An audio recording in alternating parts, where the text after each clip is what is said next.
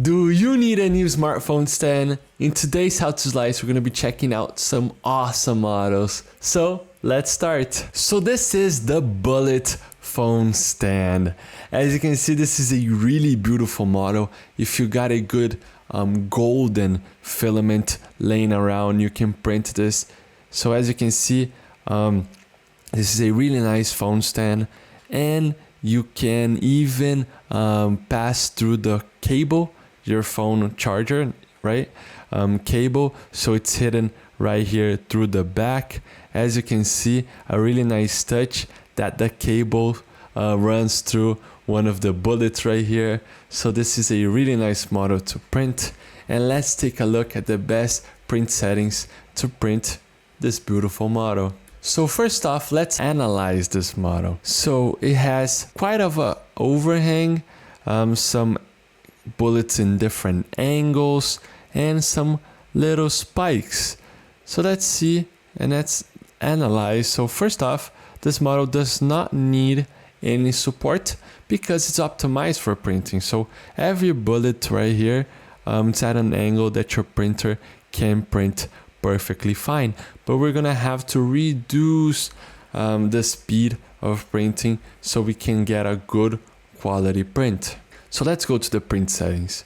Over here in print settings, we can select a layer height of 0.18 so we can get a good quality print in this beautiful model. And for vertical shelves, we're gonna leave it at 3.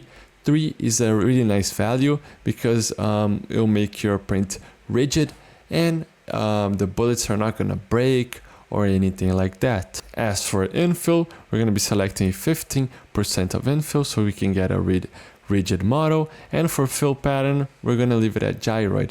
Gyroid is a really nice infill pattern because it prints in waves. So your printer never goes on a straight line while printing the fill pattern. So the chances of your print failing reduces a lot. So let's go to skirt and brim. This model does not need any brim because it's got a good bed adhesion to the build plate. So as you can see, there are a lot of contact points right here. So you will not need any brim for this model. As for support material, as I said, this model does not need any support. Just so I can prove to you that this model doesn't need any support, I do recommend a lot actually to analyze if the model needs support. You can slice without any support and see where are the most critical regions. So let's do that. So as you can see, I just sliced the model so we can take a look if this model really needs support. So by slicing, the slicer is going to show you in blue regions where are bridge infill and where are some critical areas. So as you can see right here in blue, bridge, as you can see, this region right here, it's where you're going to have to bridge. So your printer is going to print actually kind of in midair, right? So it's going to do a bridging right here. So as you can see, for all the other regions, you don't have any blue spots. So you're not going to have to add support in that region. Sometimes it's really nice to slice the model and see if there are really big areas in blue. If there are big areas in blue, your printer can't do really big overhangs, big bridges. So you're going to have to add support.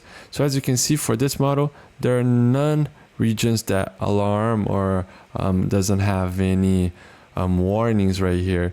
So this model doesn't need any support. So let's go back to the settings.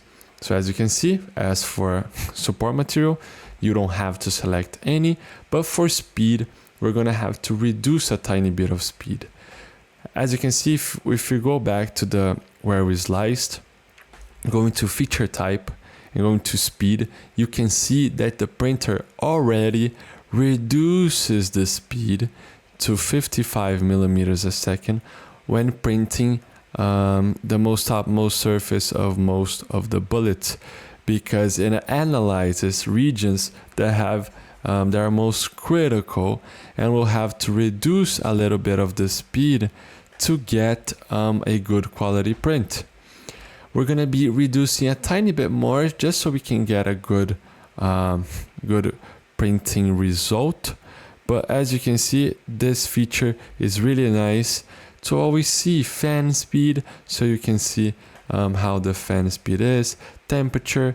Sometimes this value don't change too much, but for the speed of printing, it's really nice to see.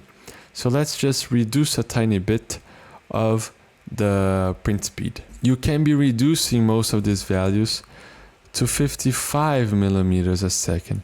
This will make sure that the printer is gonna print really nicely and won't fail on you. If you're printing with bamboo printer, you can print at your standard printing speed. Sometimes bamboo printers tend to work good in the standard print settings.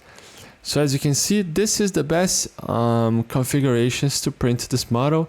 Let's just slice and take a look at, again, how the model is gonna look. So as you can see, it's gonna take 1 day, 1 hour and 39 minutes to print this really big model, and it's gonna turn really nice. It's gonna use 225 grams of filament. So the model is ready to print. Make sure you check all of our models in stlflix.com, and happy printing to all of you guys. See you later. I hope you guys enjoy it. Those slicing videos are an initiative from STL Academy, which is the educational project from STL Flix. So if you guys want to learn more about 3D printing, you could check our description and look at STL Academy courses. And don't forget, see you guys at the next slicing.